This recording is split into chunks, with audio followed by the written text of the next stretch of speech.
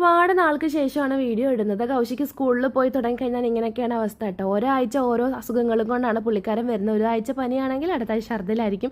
സാധാരണ അവന് മാത്രമാണ് വരാറുള്ളത്. പക്ഷേ ഇപ്രാവശ്യം മുതൽ അവൻ ഞങ്ങൾക്കും കൂടെ തരാൻ തുടങ്ങിയിട്ടുണ്ട്. അതുകൊണ്ട് ആകെ മൊത്തം താളം തെറ്റിയൊരു അവസ്ഥയായിരുന്നു.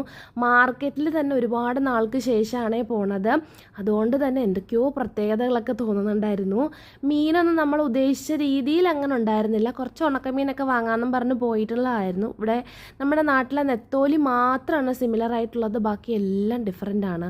കണവയോ എന്തൊക്കെയോ ടൈപ്പിലുള്ള ഉണക്കമീനൊക്കെ ഉണ്ടായിരുന്നു.